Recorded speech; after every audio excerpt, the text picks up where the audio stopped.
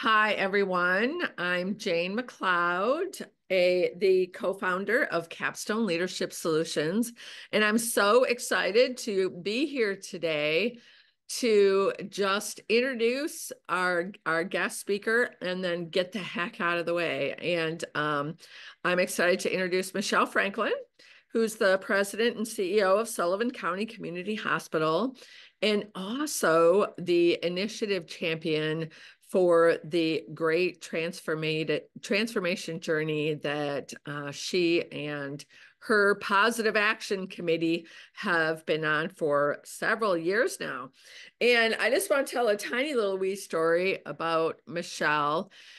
Sue and I met her at our Capstone Leadership Summit in Galena, Illinois, several years ago. And then we didn't hear from her for a while because they were off. She was there with her chief nursing officer as well as her HR executive. And they were three ladies, very high performing, you could tell, at a table together and figuring out how they were going to get all this work done when they got back to their own community hospital and their own community. And so for 3 years, they tried things themselves. And they invited Sue and I to French Lick, Indiana, where they were taking their leaders all offsite and they wanted us to teach the leadership bundle to them, to the leaders, so they could all experience what the three of them had done. And the very first day of that day in French Lick, we had lunch with Michelle, and she looked at us, before we could even put salt on our food. She looked at us and said, "Hey guys, we're going to do this. We're going to sign a partnership, and you're going to come in, and just want to let you know." And we were like, "Oh, okay, great." Because that's the sort of leader Michelle is, and that's how she makes decisions. And one of the things that we really do love about her, and you will see that it works for her for sure. So everyone, I'm very excited for you to see Sullivan's remarkable journey in a very short period of time, and I will let their results speak for themselves. Take it away, Michelle. Thank you, Jane. Now, listen, I think that it was actually more than 3 years, was it not? It Yeah. was really, was it? It was a very long time. It was a very long time. And, a lot happened in those 3 years before we decided that, yes, we would commit. But and a lot has happened now since we did that commitment. And so Even more has happened. even more has happened. And so I'm really, really thrilled to be here today and really appreciate the opportunity to share some great stuff about my wonderful little hospital. And so I'm a 25-bed critical access hospital located in central southwest Sullivan, pretty close, or central southwest Indiana, located pretty close to the Illinois border. And I sit right on US 41. And so we get a lot of traffic off the highway, people that aren't necessarily coming to our system other than they're passing through. And so I want to talk today about how we went from that leader retreat to where we are today, and a little bit about our journey to excellence and the success that we've had that is truly, truly a direct result of implementing Capstone leadership tactics into the way we do our daily work. And I want to say that again, into the way we do our daily work. It isn't something that is an extra part of our work. It is the way that we do our work. And so I'd like to show you sort of a state of the union, if you will. And you can see on here that we, in 2015, when we decided that we would start this journey, we had some significant challenges. And as you can see from the slide here, that our percent of highly engaged people was at 30.5% and very, very low. And fast forward to 2023, and these are coming off our employee engagement survey results, and we do that through Press Ganey. Coming in 2023, 52% of our staff are considered highly engaged. Senior leader confidence back in 2015 was pretty miserable as well, 30.5. In 2023, you can see that that jumped up to 95%. And one of the big reasons why we decided to bring Capstone on in 15 were the last two items. Interdepartmental teamwork, which scored 76%, finally moved up in 2023 to 96%. And then supervisor communication, lots and lots of comments on the survey about being ill-prepared to lead and things like that, sat at 73% back in 2015. And then in 2023, it moved to 90%. And so as you might assume, I think 2015 was a pretty bleak year for us, really. And we knew that we had some work to do. And so you can see that as you fast forward to 2023, we've really had some significant strides. And so it begs the question, well, what have you done? What have you done to get those kinds of results? And it really is due to the cultural transformation that we have had since about 2016. And so this is the framework really that we operate underneath of today. And it's been the framework that we've had in place for a number of years. It's changed over the course of years. We've added things. And, it hasn't always been so scientific. In fact, when we started, there really was no framework. It just sounded like a really good idea. And there were some things that we thought were low-hanging fruit that maybe we could start off with. But in the back of my head, I always had this thought that there were really three things that I wanted to accomplish. I wanted staff to be engaged in the work of the organization. And that was really, really important to me. And I wanted the patients to have a great experience. And I also wanted quality of care to be impacted by this. And so as you can see, you put all of those things together and you can just visualize perhaps how this journey has evolved and how it's matured over time. And that's using all of the tools that we have in our personal Capstone Leadership Toolbox. And so I'm sure that as you're looking at this framework, you're thinking, now, wait a minute, I have the same things. I've got a mission and vision and value statement. I've got standards of behavior that we use. And I've got some goals that are floating out there. And, I think staff's engaged in the work of the organization. And my HCAP scores are pretty good. And, I don't get too many complaints about quality. And overall, I'm pretty satisfied with my performance. And I would say that, I sort of felt that same way too. In fact, I think that going back to 2015, if you had asked me about my organization, I would have said, well, gosh, I think we're pretty good. I don't know that there's anything that I would say then that really, really needed a focus and truly needed some action. But I think here's the difference from 2015 to where we are today. The work that you see on this slide is really very intentional work. And so, if you're like me, pre-2016, this work was not done organization-wide. You may have had pockets of people that were really, really interested in what the organization was doing. You may have had pockets on floors or units where quality of care and the patient experience was exceptional, but to say that it was across the organization, maybe not. And execution on our part, system-wide, was really lacking.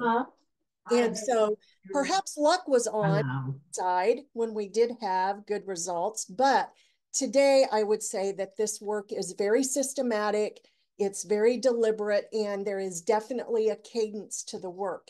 And once the year is through, and then we just repeat the whole thing again. And so again, very organized, very cadence driven, and we stick to the framework.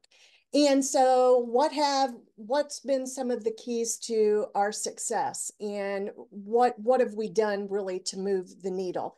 Well, I can tell you I've had a lot of aha moments in what is that now, 7 years or so that we've been on the journey. And I think that we've had a few big rocks that I believe are really, really central to our success. And the first one is the goal cycle. And that means aligning your strategy, aligning your strategic plan to organizational goals, and then organizational goals down to departmental goals. And so before Capstone, prior to 2015, our business planning process was very, very weak. And it was very, very poorly communicated. And in fact, it was just a big list of things that we hoped to accomplish in a particular fiscal year.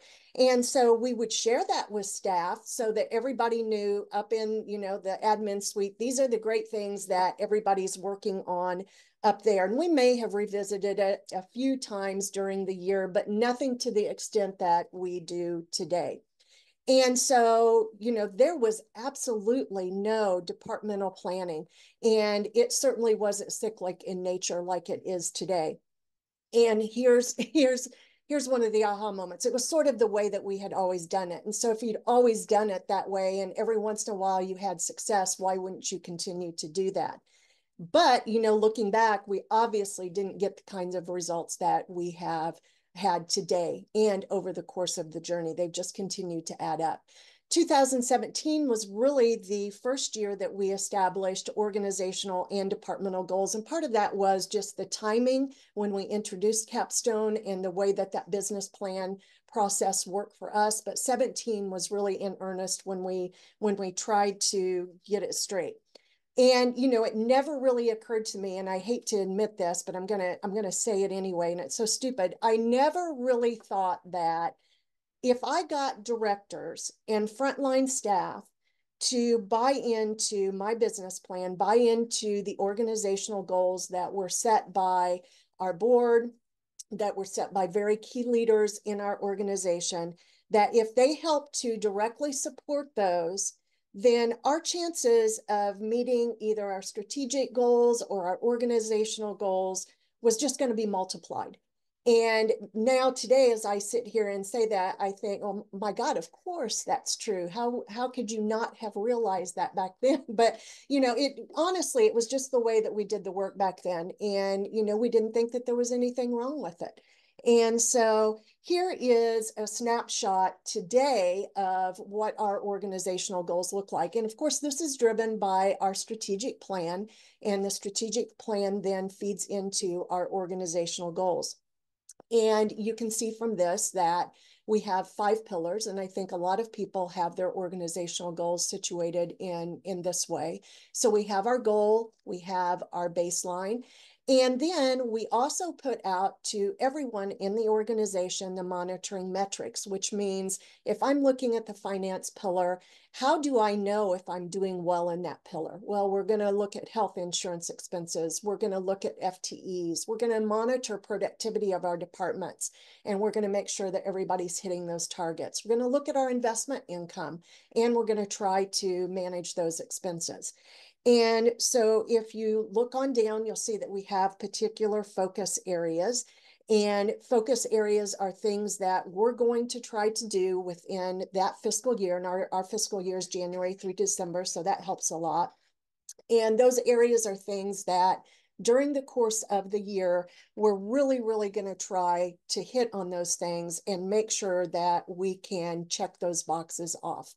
Now, sometimes, we may have pillars in distress, and that was true when we decided in 2016 to start this journey.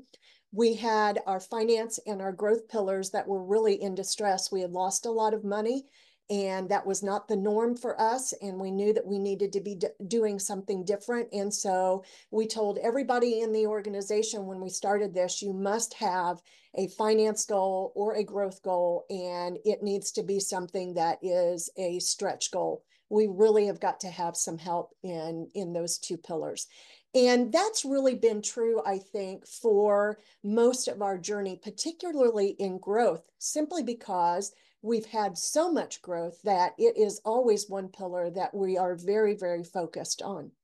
This year in 24, you can see that service and quality are in bold. And so this year, the pillars that we really would like people to focus on are those inside service and quality. And so some years, like this year, we will go as far as adding another column to this sheet. And we will actually have departments that we want to choose some goal that aligns with a certain pillar. And that's because we think that there's more work to do in that department. When we look at patient satisfaction scores, we know that we have room to move and we want to improve those. And so we encourage people to develop and adopt departmental goals that support a particular pillar. And so from organizational goals, then we go to departmental goals. And this is an example actually from 2023, just so you can see how our goals are laid out and how we also then communicate those results. And so you can see on the left-hand side there, everybody's department is listed, what pillar that goal supports, what the goal actually is, and then the baseline from the previous year. And then these get actually calculated and reported out quarterly. And so what we expect administratively is that when these show up in our department director meetings every month, we expect people to pull them off of the packet, stick them on the communication board, which is housed inside everybody's department, and that you actually review those. Now, that's just done on a quarterly basis, but I'll tell you that inside each department, people are watching those on a monthly basis. And so when they're doing their staff meetings, they're pulling off information about their goals and they're talking about those in their staff meetings every month. This quarterly thing that you see here on your screen is really just a nice snapshot so that everyone organizationally can see how are the clinics doing with their goals. How's ER doing? How is the floor doing? What's accounting doing to help us? And so we want to make sure that we're sharing that at all times. Inside the departments, whenever they do their staff meetings, the other piece, and I don't have an example of this, but the other piece that we expect our department directors and staff to do is to set an action plan. And so if you were looking at ACU in quality, for instance, which is the third row there, and you're working on Doctors Explain in a way I could understand, if my action plan had 3 or 4 steps and I got to the first quarter and I could see, hey, I'm way off on that, I need to reset my action plan. And so it's an expectation that every quarter, people look at your action plan, that you're communicating that to your staff, and that if it is going in the wrong direction, that you're resetting that action plan. And our departments actually have their action plan posted in the department so that everybody knows, hey, here's what I should be doing to help with that particular score. And then at the end of the fiscal year, depending on how well we've done organizationally, then departmental goals are either part of our evaluation process where they're scored. For the last 2 years, we've actually bonused them separately. And so, you know, it gives people something to work towards if they know that they're going to get, I don't know, $1,000 maybe for every goal that was exceeded. That ends up being a lot of money that people end up getting. And so it's a real motivating factor.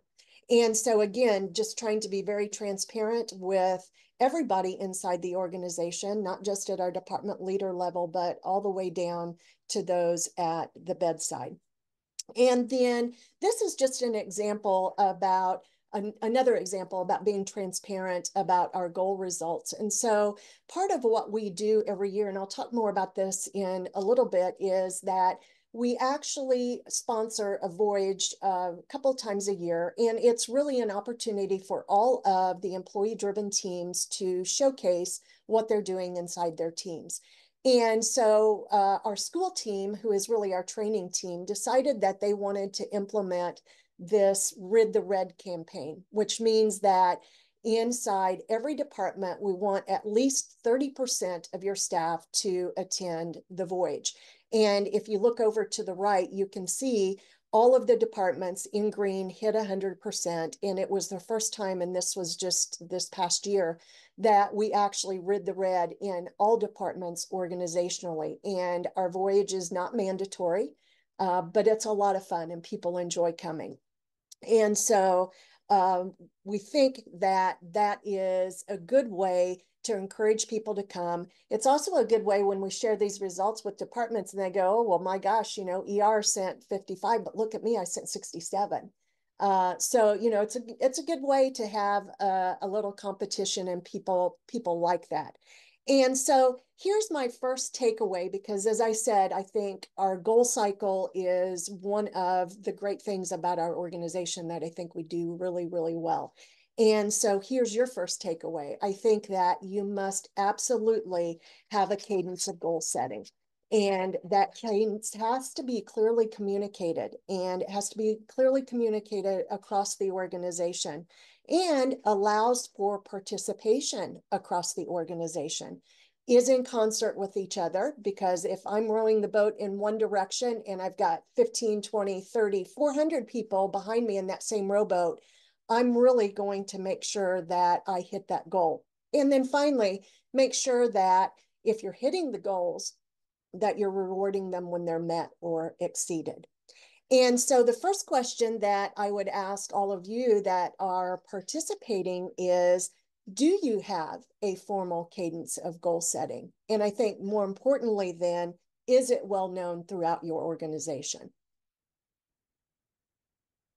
Any questions about the goal cycle? Michelle, let's have everybody put that in the chat. Okay, all right. And then somebody can let me know if something shows up. Okay. So our goal cycle really, you know, has been a work in progress. And honestly, I think that it is a never-ending improvement cycle. Every year we think, okay, now remember, we did this last year, we didn't like it, let's try to do this. And so it's really taken us truly 3 or 4 years to get a good cadence of goal setting down. And I think it's improved over time for sure. And so I'll share at the end of this some of our results, and you'll see that our net revenue has made a phenomenal jump just because of the work that we've done inside the journey. And so here's, I think, the second key to our organizational success, and that is CEO communication. And what that means is that you create consistent, which is really, really important, transparent, and trustworthy communication. I've been with this organization since 1997, about first 10 years of that as the chief nursing officer, and then the rest of it as the CEO. So I've been here a long time, which is of benefit because people have had an opportunity to see me work. They've had an opportunity to interact with me, work with me, report to me. And so I think, you know, it gives me sort of a leg up on that. And so I think that that's really been one of the big keys to our success. And, you know, I would say prior to the journey, so prior to 2016, our organizational communication efforts were very, very haphazard. If you had asked me any questions about, you know, what did we do in terms of organizational communication, I may have been stumped. You know, what did we do and what did that look like? There really was no uniformity in expectations. And if we had any expectations, they were probably in our head. They weren't really written down, so nobody really knew what they were.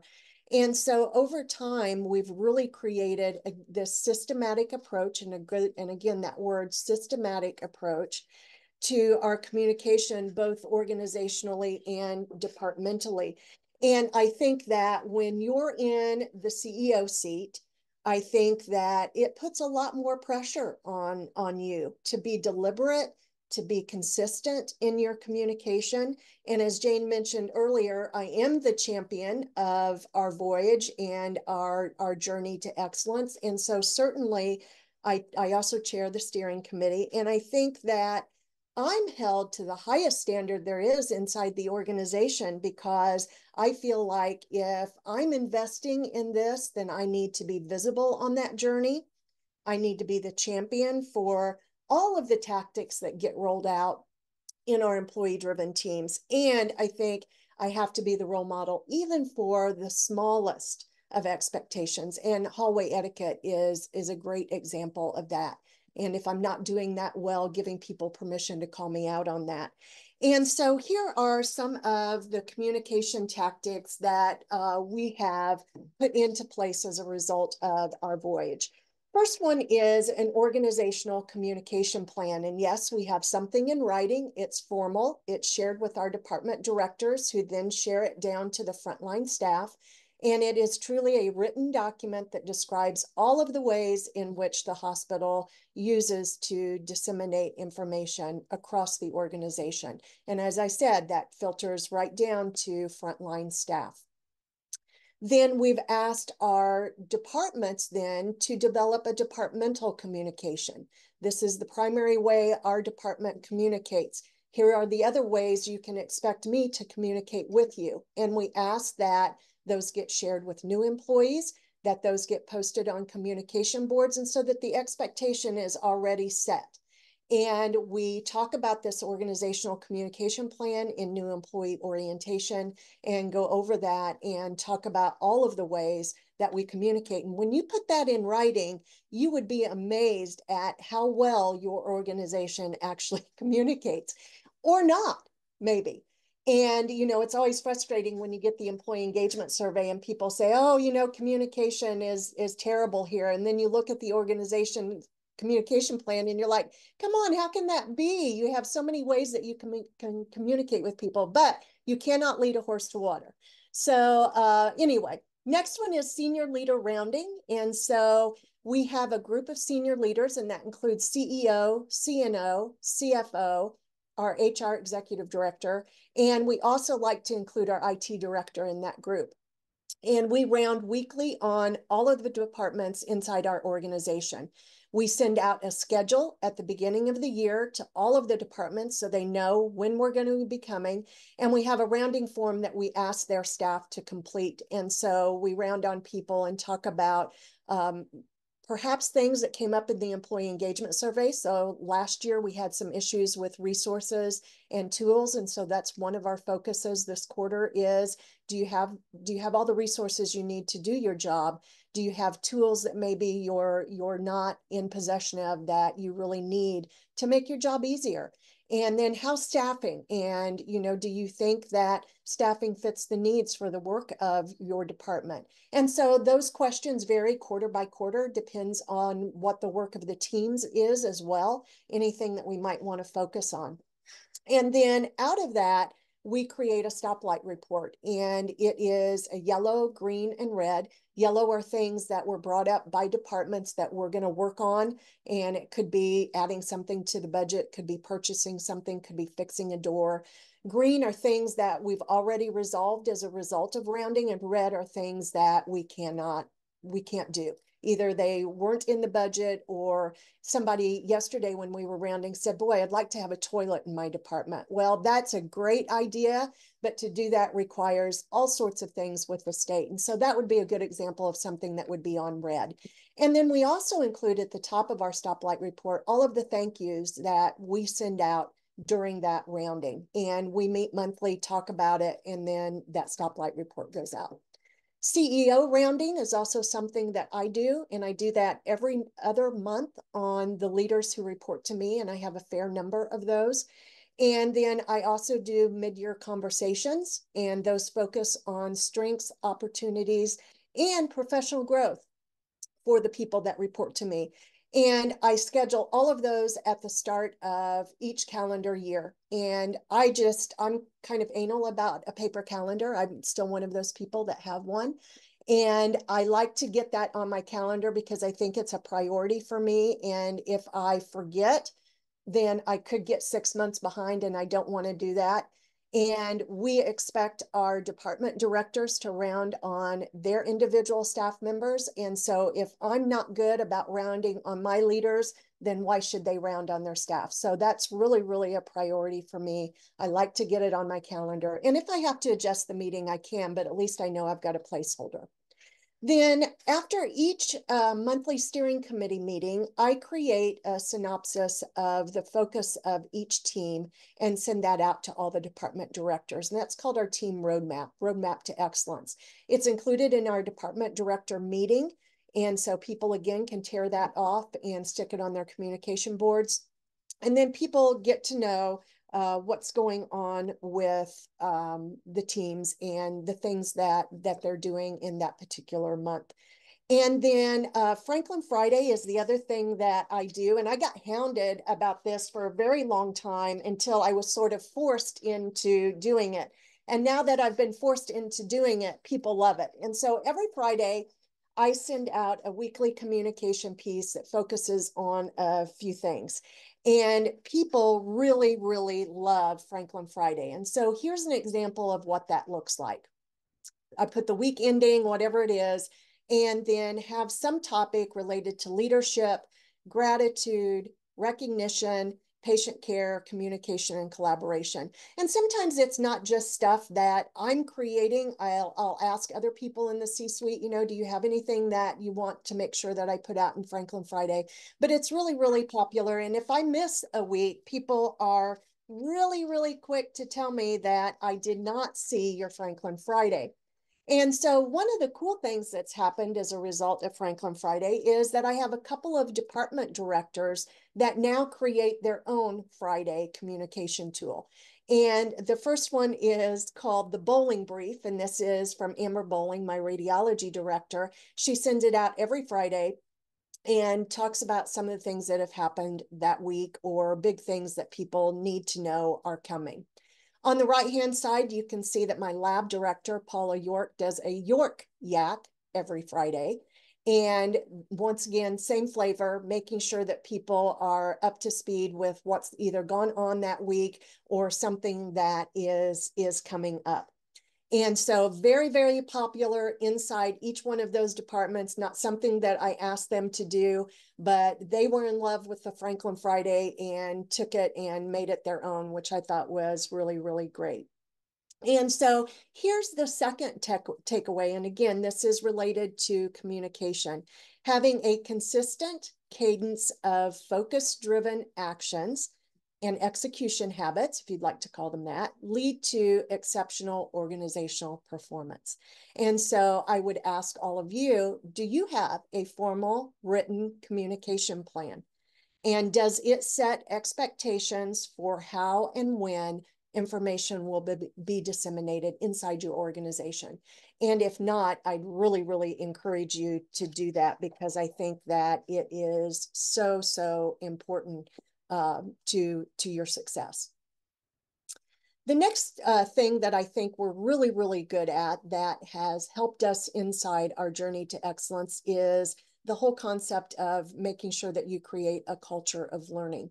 And that means investing in your leaders, investing in education, investing in your employees. And I can tell you that when you do that, you're really going to see a return on investment. And I know that some of the stuff that we've been talking about seems very touchy-feely, and it's really hard to evaluate your return on investment on some of these things. But, again, going back to 2015, I just felt like we were in such a bad place. And going back to what we had learned 3 years before that, we just knew in our heart that it was really, really, really time to jumpstart something. We had to do something. And so this whole culture of learning has been, I think, a really, really great thing for us. And so here's some of the training tactics that we put into place. And you heard me talk about the Voyage a little bit earlier, and that's biennial staff training events. And that focuses on key topics that our journey teams want to communicate to the entire organization. We've done it several ways. We've staffed it, and we've had it as self-directed. During the pandemic, it was primarily self-directed. And then our employees wanted to see people in those little areas talking about the things that the teams were working on. And so our last one, which was in the fall, we did it both as a staffed event as well as a self-directed event. And it was really, really well received. And so we have a group of people who serve on our school team, all frontline people. And their purpose is to provide logistics, to provide support to all of our employee-driven teams, and to provide educational activities and events for the entire organization. So this Voyage training is actually something that's sponsored by the school team with input from all of the teams.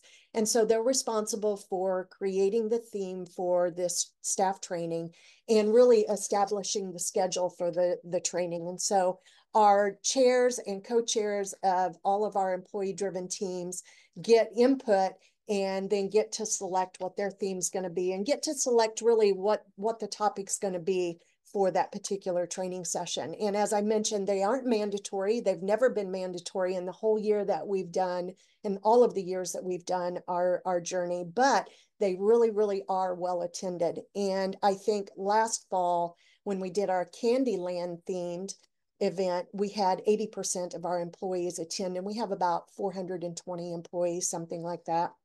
And so very, very successful. People really, really enjoy it.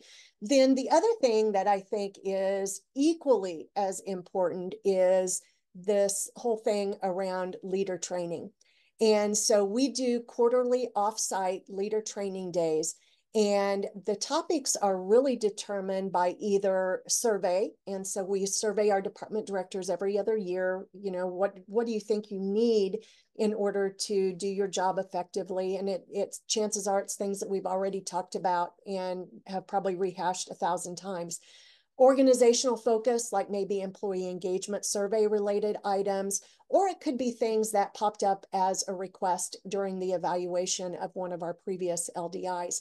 Trainers are senior leaders, team chairs, co-chairs. We've had folks from the front line who actually work on the teams come in and present to our department directors.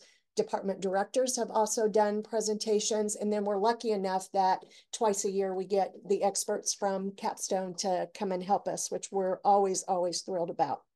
And so this really, those leader training days are a great opportunity to reinforce all of the tactics that we expect leaders to execute on an ongoing basis, and that we expect them to really make that part of the way that they work, part of the way that they work with their frontline staff, part of the way that they work with their patients, and also importantly, part of the way that they work with each other.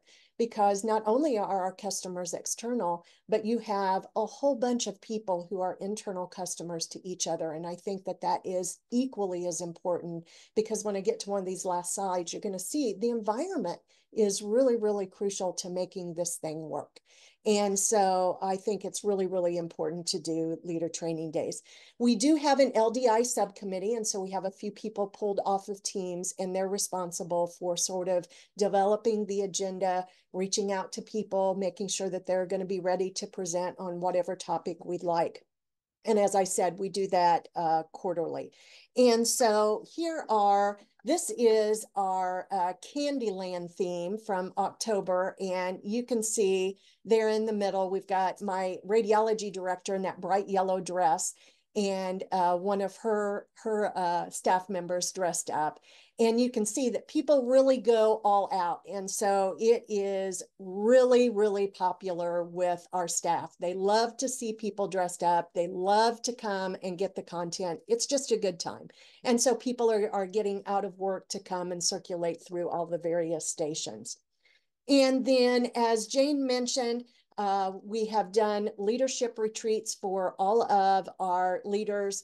And we did this just not long ago for the second time in French Lick. And that's just a snapshot of all of the great people that work in my organization. And then we just recently held an LDI in February. And we held LDIs, unlike a lot of Capstone partners, I think, we held LDIs throughout the pandemic because we felt like it was really, really important, number one, for our department directors to get away from this place. And so it was a great day to kind of de-stress and be away from the organization. And we felt like it was just super, super important, probably more important during that time. And I remember going back to 2016 when we held our first retreat, and then learning more about the leader bundle and what we were expected to do, and doing these quarterly LDIs. I thought, oh my God, how are we ever going to come up with topics for LDIs? And I counted, and to date, we've had 32 LDIs, and we have had two-day retreats offsite. And people love the LDIs, but they really, really love the retreat. And French Lick is like a destination resort in our state. And it's really, really great for people to get away and have fun with coworkers and have an opportunity to see those people away from work. because you don't always get to develop those relationships at work. And so I think it's really, really important for people to get to know who you're working side by side with. And, you know, what are they like personally? How many kids do they have? What do they enjoy doing? And so the LDIs are great for that, but I think the retreats are super duper, and people really love that. So what do you teach after 32 LDIs? Well, it's a great question. Here is just an example of our last LDI agenda. And so you can see that we started off with a deep dive into departmental operating statements, because one of the things that we really want to focus on organizationally this year is controlling expenses, which have just been crazy since the pandemic. And so making sure that our leaders know truly how to read their departmental operating statements. So if they have departmental goals centered around finance, that people understand how to read that their frontline staff understand those. And then moving on to how can I directly improve my departmental finances? And then we took a look at retention strategies. We did that as roundtables, improving communication as roundtables, and then action planning as roundtables. And so, you know, all things that we've talked about in previous LDIs, but always important to circle back, re-inspire, reinvigorate, refresh, and try to bring something new to the table. And so here is the last takeaway on the third thing that I think we do well. And I think that you have to create a culture that values and supports consistent training and really sets up your department leaders for success and provides a framework really for all of your employees to not only survive in, but really to thrive in. And so I would ask, you know, what are you doing around leader training events? And what are your organizational expectations? Do your leaders know that? Are you getting them together to study those? Are you adjusting those? Are you re-inspiring those so that everybody's on the same page, doing all the same work for the good of the organization? And so here's really, really great, some slides that focus on our results. And so I think that, you know, we used to be satisfied with having good results, and then we were satisfied with great results. And we really, really want to move on to exceptional results that not only grow the organization, but I'm a firm believer and really love when the organization changes. I want to see change just moving all of the time and continuously changing for the greater good. And so here is some of the things that I think have been really, really great results just during the course of our journey. And so you can see in 17, it was our first full-blown employee engagement survey after we started the journey. And you can see we had almost 96% of staff take the survey. The gold is our score in terms of employee engagement. The gray is the Press Ganey national average. On the even years, we do a pulse survey. And so, for instance, in 22, when we had 90% response rate and employee engagement of 4.44, we had a few things to work on. We worked on those in 23. We measure that in 23. We'll work on the things that were cited in 23 as an issue. And then we'll do a pulse survey in 24. Are we on the right track? And you can see that consistently we've had an average response rate probably of somewhere in the 90%. And I'm like a bulldog on this. I'm constantly yapping at people to take the employee engagement survey because it drives the work of our self-driven teams. And we're really, really, really interested in what people have to say about the organization. And you can see that our employee engagement scores have been awesome across the board since 17 as well. Net revenue is one of the things that I am just ecstatic about. If you look in 15, you can see that we were at about 30.6 million, something like that. And then fast forward to 23, and you can see that we've almost doubled that. And so, you know, there is, and prior to 15, we lost a couple $1 million. And so we had a $2 million swing from 15 to 16. And there's no other way really to talk about that other than it's a result of our journey, and we continue to make those kinds of strides. And so we're really, really happy about that. And we've seen the same thing in patient satisfaction. And I think we still have a lot of work to do here. But boy, looking back at 15 when it was 68.8, I think we've done pretty well.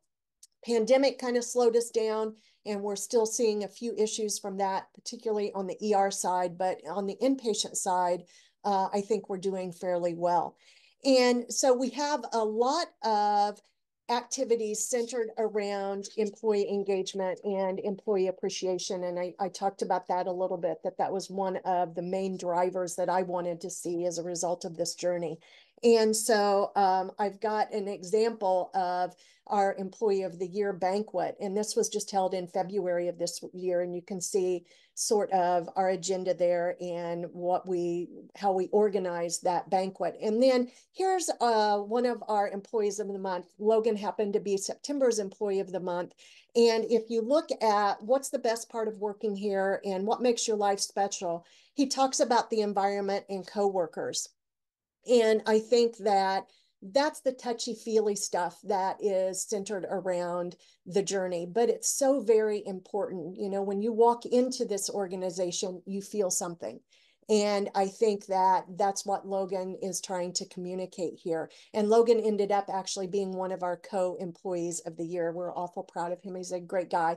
And he was one of the fellows that was dressed up in costume during our voyage in Candyland. And then here's just a collage of staff enjoying some of the great things that we do here as part of our journey. We have food trucks that come a couple of times a year. We have a celebration cart when people hit departmental goals or when we hit organizational goals. Very, very popular in the winter is our coffee and hot chocolate bar. And then we're constantly doing something. In the left corner there, you see any way you slice it, recognizing people for going above and beyond and just doing that person to person, which has been really, really fun for everybody. And so that's really all I have in terms of the presentation. And I'd love to open it up for questions if anybody has any. Go ahead and put your questions in the chat and we will get Michelle to answer them. And while you're doing that, just let me say this, you know, if you think that this sounds like something that you'd really be interested in doing for your organization, and you're sort of wondering, how do I get it started? How do I even light the fire? And, you know, the capstone motto is just start. You just have to start somewhere. And at the end here, I've got my contact information. And so, you know, if you're interested in having a chat with me offline, I'd welcome that. If you would like to come and visit me, I'd love to host you. I'd love for you to walk in and see how our organization feels. And my email's up there as well. And so you can reach out in any number of ways. Yes, Michelle, after our healthcare executive forum on Mackinac Island, she hosted another partner organization, made the trip down to Indiana. So that was great. Yeah, it was So wonderful. Paula McKinney says, with all the healthcare and personal stressors, how do you keep staff positive instead of always being negative? Well, you know, that's been a hard one. And when we first started this journey, we knew if you asked administrative staff and you asked department directors, what's going to happen to staff when we start this journey? Some of my department directors would say, well, I know that Becky in radiology is not going to make the journey. She's not going to be invited to stay on the bus. And I know that maybe Jim in the ACU unit is not going to cut it either. And to be perfectly honest with you, when we started rolling this out, what I said was, I am telling you that we're going to start this journey to excellence. And there will be some of you who will be invited to get off at the next bus stop because the culture is going to move in a different direction. And if you don't get off at the bus stop yourself, I will ask you to leave. And that was pretty powerful. And even today, people go, oh my God, can you believe they talk about, the bus stop? And, that was pretty powerful. And you know what? The people that we knew needed to get off the bus got off the bus.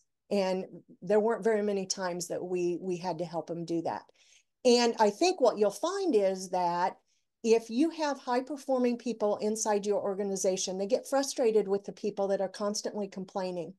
And their sense is nobody's doing anything about this constant complainer. And so, because Michelle, you're not doing anything to take care of her, I'm going to move on to another organization where people value the skills that I bring. And you don't want those high performers leaving your organization. What you want is high performers recruiting other high performers, because eventually that's what your environment becomes. And there isn't any room anymore for those people that are constant complainers. And that's really one of the things that I talk about inside new employee orientation, because I talk about the Positive Action Council and all the work that we do with our employee-driven teams. And I say, if you're somebody who likes to complain, who is a constant bitcher about things, this is not the organization for you. You will not thrive here. Good So for you. Another question we have from Rhonda. How do you get people interested in being part of putting together your LDIs? We tend to always have the same people do all the work. they are voluntold. I have a lot of people that are voluntold to do it. And sometimes, you just have to get people outside of their comfort zone. They don't like talking in front of people, or they feel uncomfortable. And if you can arm them with the material, and we do book reviews that way, people get voluntold to do that. Or, that there's somebody that's really, really great and is maybe one of your champions for a certain leader bundle topic, and they do it really, really well, and you want to talk about that leader tactic, then, those are the people that really ought to be in front of everybody else. And we even have our staff members who are on teams do presentations to our board. And that's really scary for them. But, I think it's really great for our board to see that frontline staff are engaged. And I think it's great for staff people to get introduced to the board and how that works. So, voluntold is a great way to do it. Absolutely. And Doug Morris wants to know, fantastic work, Michelle. What has been your biggest personal learning on this journey? What have you learned Oh, personally? oh gosh, that is a really great question. What have I learned personally? Well, I think if you ask Sue and Jane when we first started this, um, who should be the initiative champion? And they were very clear that it should never be the CEO. And I think I'm one of very few CEOs that are the initiative champion, but I knew going into this journey that I had to do it. I absolutely had to do it. And I think that that was one of the things that I felt it to be not only a personal sort of pressure to do it. I don't know if pressure is the right word, but a certain personal pressure to do that. But what I've learned out of that is it was really important that I did do it, because I think that if I had not done that, I'm not sure that I would have had the organizational success that I've had. And you know what? It keeps me honest. It keeps me making sure that I'm practicing hallway etiquette really well. I'm practicing telephone etiquette well. I'm doing service recovery well. I'm making sure that I'm rounding on not only my direct reports, but I'm involved in senior leader rounding, because if I'm doing it and everybody sees me doing it, then boy, it must be important to the success of the organization. For you. Doug says thank you. Thank you. Any anybody else have anything else? Please take Michelle up, give her an email, and she's very good about getting back to you. Yes, I'd love you to come and visit. That visit from a partner organization was so much fun, because we have an opportunity to learn from each other. And so I'd encourage you to reach out. Be glad to help. All right, good for you. All right. Thank you, everyone. And thank you, Michelle. We appreciate you so much. You're Great work welcome. Thank you telling too. the Sullivan story. Thank Thank you, you. Michelle. Right. Bye now. Bye-bye.